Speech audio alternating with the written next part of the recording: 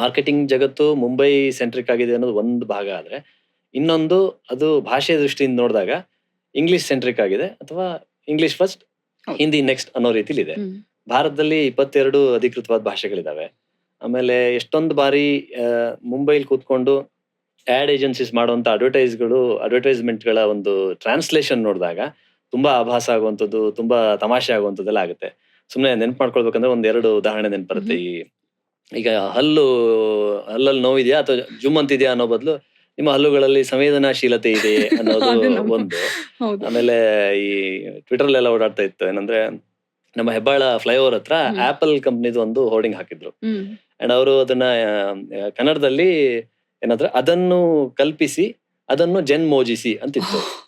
ಅದ್ ಏನು ಅಂತ ಅರ್ಥ ಮಾಡ್ಕೊಳಕ್ ನಾನು ಆಮೇಲೆ ಗೂಗಲ್ ಮಾಡಿ ನೋಡಿದಾಗ ಇಮ್ಯಾಜಿನ್ ಇಟ್ ಜನ್ಮೋಜಿ ಇಟ್ ಅಂತ. ಸೊ ಬೇಸಿಕಲಿ ಏನಾದ್ರು ಇಮ್ಯಾಜಿನ್ ಮಾಡಿದ್ರೆ ಅದೊಂದು ಇಮೋಜಿ ಕ್ರಿಯೇಟ್ ಮಾಡ್ಕೊಳ್ಳಿ ಅನ್ನೋ ತರದ ಅರ್ಥದಲ್ಲಿ.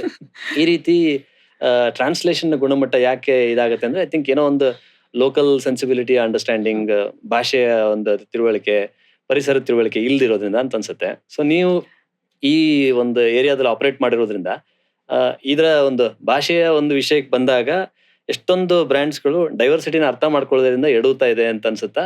ಹೌದು, ಇದು ಭಾರಿ ಆಘಾತ ಆಗೋಂತ ವಿಷಯ ಕೂಡ ಅಂತಾನು ಅನ್ಕೋಬೇಕು. ಯಾಕೆಂದ್ರೆ ಒಂದು ಲ್ಯಾಂಗ್ವೇಜ್ ಅಂತ ನಾವು ಭಾಷೆ ಅಂತ ಏನಂತೀವಿ, ಅದು ಬರೀ ಒಂದು ಕಾನ್ವರ್ಸೇಷನ್ ಅಥವಾ ಒಂದು ಏನೋ ಒಂದು ವಿಷಯ ಮಾತಾಡೋದಕ್ಕೋಸ್ಕರ ಬಳಸೋದು ಅಂತಲ್ಲ. Language is an emotion. ಅದು ಈಗ ನಾವು ಮಾರ್ಕೆಟಿಂಗ್ ಅಲ್ಲಿ ಒಂದು ಮಟ್ಟಿಗೆ ಏನಾದ್ರೂ ಒಂದು ಪರಿಚಯ ಮಾಡ್ಬೋದು, ಅದ್ರ ಬಗ್ಗೆ ಎಜುಕೇಶನ್ ಅಥವಾ ಅವೇರ್ನೆಸ್ ಮಾಡ್ಬೋದು. ಬಟ್ ಸುಮಾರು ಸತಿ ಮಾರ್ಕೆಟಿಂಗ್ ಅಲ್ಲಿ it is a emotional story.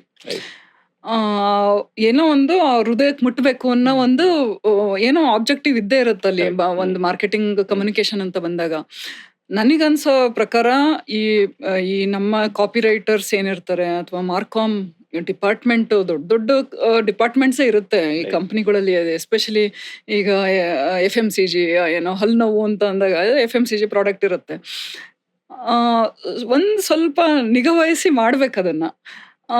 ಈಗ 22 ಲ್ಯಾಂಗ್ವೇಜ್ ಅಂದಾಗ ಅಲ್ಲಿ ಏನಾಗ್ತಾ ಇದೆ ಅಂತ ನಾನು ಒಂದು ಪ್ರಾಕ್ಟಿಕಲ್ ವಾಸ್ತವಿಕವಾದ ಒಂದು ಸ್ಥಿತಿ ಏನಿದೆ ಅಂದ್ರೆ, ಹಿಂದಿ ಸ್ಪೀಕಿಂಗ್ ಬೆಲ್ಟ್ ಅಂತ ಬರುತ್ತೆ ನಮ್ಗೆ ಇಲ್ಲಿ ಮಾರ್ಕೆಟಿಂಗ್ ಅಲ್ಲಿ.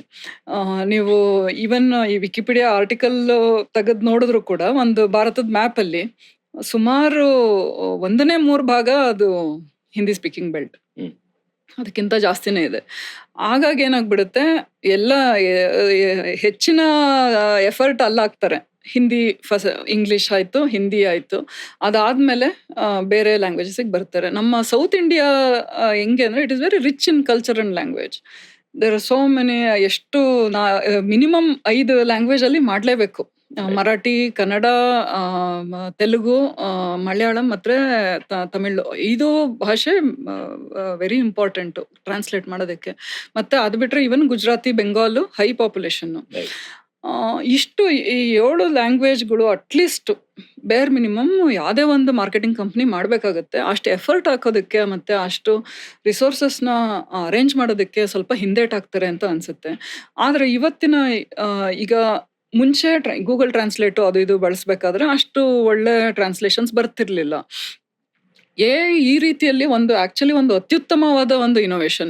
ಯಾಕೆಂದ್ರೆ ಅದು ಟ್ರಾನ್ಸ್ಲಿಟ್ರೇಟ್ ಮಾಡೋದಿಲ್ಲ. ಅಂದ್ರೆ ಸುಮ್ಮನೆ ಜಸ್ಟ್ ಟ್ರಾನ್ಸ್ಲೇಟ್ ಮಾಡಿ ವರ್ಡ್ ಟು ವರ್ಡ್ ಶಬ್ದಕೋಶದಲ್ಲಿ ನೋಡ್ಕೊಂಡು ಬರ್ದಂಗಲ್ಲ ಅದು ಸ್ವಲ್ಪ ಇನ್ನೂ ಇನೋವೇಟಿವ್ ಆಗಿ ಏನಾದರೂ ಒಂದಿಷ್ಟು ಮಾಡುತ್ತೆ. ಅದರಿಂದ ನನ್ಗನ್ಸೋದು ಸ್ವಲ್ಪ ನಿಗಾವಹಿಸಿ ಮಾಡಿದ್ರೆ ಮಾರ್ಕೆಟಿಂಗ್ ಕಂಪ್ನಿಗಳು ಮಾಡ್ಬೋದು. ಇದು ಈವನ್ ಬ್ರ್ಯಾಂಡ್ಸ್ಗೂ ನಾವೇನು ಒಳ್ಳೆ ಒಂದು ಮಾರ್ಕೆಟಿಂಗ್ ಮಾಡ್ತಾ ಇಲ್ಲ, ಕನ್ಸ್ಯೂಮರ್ಸ್ಗಂತೂ ಅದು ಒಂದು ಅವಮಾನ ಆಗೋ ತರ ಒಂದು. ಯಾಕೆಂದ್ರೆ ಭಾಷೆ ಪ್ರೀತಿ ಇರೋರಿಗೆ ಈ ತರ ಓದ್ಬೇಕಾದ್ರೆ ಅದು ಒಂಥರ ಇನ್ನೂ ಹರ್ಟ್ ಆಗತ್ತೆ. ಅದರಿಂದ ಡಿಸ್ಕನೆಕ್ಟ್ ಎಲ್ಲಿದೆ ಅನ್ಸುತ್ತೆ? ಡಿಸ್ಕನೆಕ್ಟ್ ಒಂದು ಕಾಸ್ಟ್ ಎಫರ್ಟ್ ಅನ್ನೋದು, ಎರಡನೇದು ಭಾಷೆ ಗೊತ್ತಿರೋರು. ಆದ್ರೆ ಒಂದು ಹೇಳ್ತೀನಿ, ನಾವು ಒಂದು ವಿಚಾರ 2012ರಲ್ಲಿ ಸೊನಾಟಾ ವಾಚಸ್, ಟೈಟನ್ ಕಂಪನಿಯ ಸೊನಾಟಾ ವಾಚಸ್ ನಮ್ಮನ್ನ ಹೈ ಮೈಂಡ್ಸ್ ಏಜೆನ್ಸಿನ ಆನ್ಬೋರ್ಡ್ ಮಾಡ್ತು. ನಾವು ಫೆಬ್ರವರಿ 2012, ಅದಾದ್ಮೇಲೆ ಮೊದಲನೇ ಒಂದು ಹಬ್ಬ ಅಂತ ಇದ್ದಿದ್ದು ಹೋಲಿ ಬಂದು ಹೋಯ್ತು. ಹೋಲಿ ಏನು ಇಡೀ ಭಾರತದಲ್ಲೆಲ್ಲ ಏನು ಇರೋದಿಲ್ಲ, ಆಚರಿಸಲ್ಲ. ಯುಗಾದಿ ಬಂತು.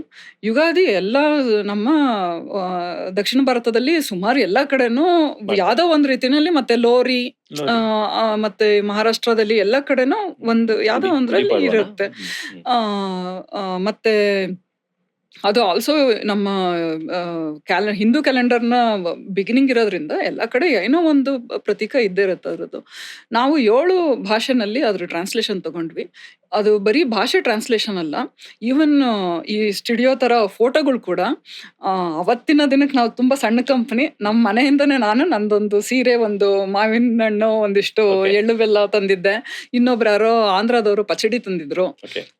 ನಾವು ಫೋಟೋಗಳನ್ನು ಕೂಡ ಬೇರೆ ಬೇರೆ ತರ ಮಾಡಿದ್ವಿ. ಕರ್ನಾಟಕದಲ್ಲಿ ನಾವು ಇದು ಎಳ್ಳು ಬೆಲ್ಲ ಅಂತೀನಿ, ಬೇವು ಬೆಲ್ಲ, ಅದು ಆಂಧ್ರ ಪಚಡಿ ಸ್ವಲ್ಪ ಆಂಧ್ರ ಕಡೆ ಜಾಸ್ತಿ. ಆ ಥರ ಒಂದು ಸ್ವಲ್ಪ ಇನ್ವಾಲ್ವ್ಮೆಂಟ್ ಬೇಕು. ಅಷ್ಟು ಎಫರ್ಟ್ ಹಾಕೋ ಒಂದು ಪರಿಜ್ಞಾನ, ಬದ್ಧತೆ ಬೇಕು, ಒಂದು ಸಿಸ್ಟಮ್ ಬೇಕು. ಅದಕ್ಕೆ ತುಂಬಾ ಒಳ್ಳೆ ರೆಸ್ಪಾನ್ಸ್ ಇತ್ತು. ನಮ್ಗೆ ಸಿಗೋದಕ್ಕಿಂತ ಟೈಟನ್ ಕಂಪ್ನಿಯಿಂದ ನಮಗೆ ಬಹಳ ಒಂದು ಅಪ್ರಿಷಿಯೇಷನ್ ಆಯ್ತು. ಅಲ್ಲಿ ಅವರು ನಾವು ಎಷ್ಟು ಅದಕ್ಕೆ ಫೋಕಸ್, ಅದು ಒಂದು ಜಸ್ಟ್ ಏನೋ ಹ್ಯಾಪಿ ಯುಗಾದಿ ಅಂತ ಹೇಳೋದಷ್ಟೇ, ಅದೇನು ನಾವು ಪ್ರಾಡಕ್ಟ್ ಪ್ರಮೋಷನ್ ಅಲ್ಲ, ಏನೂ ಇಲ್ಲ. ಆದ್ರೆ ಕಸ್ಟಮರಿಗೆ ಅದು ತುಂಬಾ, ಯಾಕೆಂದ್ರೆ Sonata is a tyre 2 penetration ಇರೋ ಅಂತ ಒಂದು ಬ್ರ್ಯಾಂಡು. ಬರೀ ಮೆಟ್ರೋ ಸಿಟಿಗಳಲ್ಲ, ನಾವು ಇಂಗ್ಲಿಷಲ್ಲೋ ಹಿಂದಿಲೋ ಹೇಳಿದ್ರೆ ಸುಮಾರು ಜನಕ್ಕೆ ಅದು ತಲುಪದೇ ಇಲ್ಲ. ಸೊನಾಟಾ ಬ್ರ್ಯಾಂಡಿಗೆ ಇದು ತುಂಬಾ ಅಚ್ಚುಮೆಚ್ಚಿನ ಒಂದು ಕ್ಯಾಂಪೇನ್ ಆಗಿ ಸ್ಟಾರ್ಟ್ ಆಯ್ತು ಆಸ್ ಎ ಬಿಗಿನಿಂಗ್. ಅದಕ್ಕೆ ನಾವು ದುಡ್ಡು ಖರ್ಚು ಮಾಡಲಿಲ್ಲ. ನಮ್ಮದೊಂದು ಸಣ್ಣ ಸ್ಟುಡಿಯೋ ಇದೆ ಆಫೀಸಲ್ಲಿ, ಅಲ್ಲಿ ಫೋಟೋಶೂಟ್ ಆಯ್ತು ಅಷ್ಟೇ. ಸೊ ಇಷ್ಟು ಎಫರ್ಟ್ ಹಾಕ್ಬೋದು. ಅದು ತುಂಬಾ ಹಿಂದೇಟಾಗ್ತಾರೆ ಅಂತಾನೆ ನಾನು ಹೇಳ್ಪಡ್ತೀನಿ ಅದನ್ನ. ಮತ್ತೆ ಇದಕ್ಕೆ ಏನ್ ಬೇಕು ಅಂತ ನೀವು ಕೇಳಿದ್ರಿ. ಈಗ ಇವತ್ತಿನ ಟೆಕ್ನಾಲಜಿನಲ್ಲಿ ಯೂಸ್ ಮಾಡ್ಬೋದು ಅಂತ ನಾನು ಹೇಳ್ತೀನಿ. ಆದ್ರೆ ಭಾಷೆ ಗೊತ್ತಿರೋರು ಒಂದಿಷ್ಟು ಜನ ಬೇಕು. ನಮ್ಮ ಕ್ರಿಯೇಟಿವ್ ಕಂಟೆಂಟ್ ಟೀಮ್ ಹೈಮೆಂಟ್ಸ್ ಅಲ್ಲಿ ಒಂದು 40 ಜನ ಇದ್ದಾರೆ, content and creative team. But ಅವತ್ತಿನ ದಿನದಲ್ಲಿ ಮೇ ಬಿ ಒಂದು 12-14 ಜನ ಇದ್ವಿ. ಆದ್ರೆ ಈಗ ನನಗೆ ಕನ್ನಡ ಬರುತ್ತೆ, ನಾನು ಸಂಸ್ಥಾಪಕಿ ಇರ್ಬೋದು, ಆಯ್ತು ಕನ್ನಡ ಪ್ರೂಫ್ ರೀಡಿಂಗ್ ನಾನು ಮಾಡ್ತೀನಿ. ಇನ್ನೊಬ್ರು ಯಾರೋ ತಮಿಳ್ ಮಾಡಿದ್ರು, ಇನ್ನೊಬ್ರು ಗುಜರಾತಿ ಹೇಳಿದ್ರು, ಇನ್ನೊಬ್ರು ಯಾರೋ ಅವ್ರ ತಂದೆ ಕಳಿಸ್ಬಿಟ್ಟು ಪ್ರೂಫ್ ರೀಡ್ ಮಾಡಿಸ್ಕೊಂಡ್ರು. ಸ್ವಲ್ಪ ರಿಸೋರ್ಸಸ್ನ ಬಳಸಬೇಕಾಗತ್ತೆ. ದೊಡ್ಡ ಏಜೆನ್ಸಿನಲ್ಲಿ ಇದ್ರದ್ದು ಏನು ಕೊರತೆ ಇರೋದಿಲ್ಲ, ಸ್ವಲ್ಪ ಎಫರ್ಟ್ ಹಾಕ್ಬೇಕಷ್ಟೇ. Plus I think per capital income ಎಲ್ಲ ಸದರ್ನ್ ಸ್ಟೇಟ್ಸ್ ಅಲ್ಲಿ ಜಾಸ್ತಿ ಇದೆ. ಸೊ ಹಾಗಾಗಿ ಆಬ್ವಿಯಸ್ಲಿ ಕನ್ಸಂಪ್ಷನ್ ಪವರ್ ಕೂಡ ಜಾಸ್ತಿ ಇರೋದ್ರಿಂದ ಭಾಷೆ ಕೂಡ ಒಂದು ಎಲಿಮೆಂಟ್ ಅಲ್ಲಿ ಅದನ್ನ ಅವರು ಅಡ್ರೆಸ್ ಮಾಡ್ತಾರೆ. ಇಲ್ಲಿ ಒಂದು ತೊಂದರೆ ಏನಾಗ್ತಿದೆ ಅಂದ್ರೆ, ಇದು ನನ್ನ ವೈಯಕ್ತಿಕ ಅಭಿಪ್ರಾಯ, ಎಪಿಸೆಂಟರ್ ಮುಂಬೈ ಅಂತ ಹೇಳಿದ್ರಿ. ಈಗ ಮುಂಬೈ, ಡೆಲ್ಲಿನಲ್ಲಿ ಸುಮಾರು ಬ್ರ್ಯಾಂಡ್ಸ್, ಈಗ ನಮ್ಮ ಬೆಂಗಳೂರೇ ತಗೊಂಡ್ರೆ ITC ಕಂಪನಿಯ ಒಂದು ಫುಡ್ ಡಿವಿಷನ್ ಇಲ್ಲಿದೆ, ಬ್ರಿಟಾನಿಯಾ ಇದೆ, ಹಿಮಾಲಯ ಒಂದು ಕೆಲವು ಇದೆ. ಬಿಟ್ರೆ ಬಾಂಬೆನಲ್ಲಿ ನಿಮ್ಗೆ ಬೀದಿ ಬೀದಿಗೂ, ಅಂಧೇರಿನಲ್ಲಿ ಎವ್ರಿ ರೋಡಲ್ಲಿ you will find one big FMCG company. So ಅಲ್ಲಿ ಏನಾಗುತ್ತೆ ಅಂದ್ರೆ, ಈಗ ಹಿಂದಿ ಗೆಟ್ಸ್ ಅಪ್ರೂವ್ಡ್. ನಮ್ಮ ದಕ್ಷಿಣ ಭಾರತದ ಏನು ರೆಪ್ರೆಸೆಂಟೇಷನ್ ಏನಿರುತ್ತೆ, ಅದು ಏಜೆನ್ಸಿಗಳಲ್ಲಿ ಇದ್ರೂ ಕೂಡ ಅವರು ಕೆಲಸ ಮಾಡ್ತಿರೋದು ಮುಂಬೈ ಅಥವಾ ದೆಹಲಿಲಿ ಇರೋದ್ರಿಂದ ಅದ್ರದ್ದು ಸ್ವಲ್ಪ ಅದ್ರ ಬಗ್ಗೆ ನಿಗಾ ಕಮ್ಮಿ ಅಂತಾನೆ ಹೇಳ್ಬೇಕು. ನಾವು ತನಿಷ್ಕ್ ಕಂಪನಿದ ಒಂದು ಎಕ್ಸಾಂಪಲ್ ಕೊಡ್ತೀನಿ. ಯಾಕೆಂದ್ರೆ ಟೈಟನ್ ಜೊತೆ ನಾವು ಈಗಲೇ 4-5 ವರ್ಷದಿಂದ ಕೆಲಸ ಮಾಡ್ತಿರೋದ್ರಿಂದ, ಈಗ 2 ವರ್ಷದಲ್ಲಿ ಇನ್ಕ್ಲೂಡಿಂಗ್ ಸೆಲೆಬ್ರಿಟಿ ಪರ್ ಸ್ಟೇಟ್ ತಗೊಂಡ್ರು. ಸೊ ತುಂಬಾ ಅಧಿಕವಾದ ಒಂದು ಫೋಕಸ್ ಇಟ್ಕೊಂಡೆ ಅವರು ಈಗ ಕಲ್ಯಾಣ್ ಜ್ಯುವೆಲ್ಲರ್ಸ್ ಸುಮಾರು ವರ್ಷದಿಂದ ಹಂಗೆ ಮಾಡ್ತಾ ಇದ್ದಾರೆ. ಸೊ ಇದನ್ನ ಕಾಂಪಿಟಿಷನ್ ಇಂದ ಪ್ರೆಷರ್ ಅಂತಾನು ಅನ್ಕೋಬಹುದು ನೀವು ಬೇಕಿದ್ರೆ. ಯಾಕೆಂದ್ರೆ ಕನ್ಸ್ಯೂಮರ್ ಕೇಳ್ತಿದಾರ ಇಲ್ಲ, ಈಗ ಸೇಲ್ಸ್ ಅಲ್ಲಂತೂ ಅದು ಗೊತ್ತಾಗೇ ಆಗುತ್ತೆ. ಸೊ ಬರೀ ಭಾಷೆ ಎಲ್ಲ, ಈಗ ನಾನು ಹೇಳ್ದಂಗೆ ಅದ್ರ ಒಂದು ಸಂಸ್ಕೃತಿ ಎಲ್ಲದನ್ನು ರೆಪ್ಲಿಕೇಟ್ ಮಾಡೋದು ಬೇಕಾಗುತ್ತೆ. Localisation is necessary.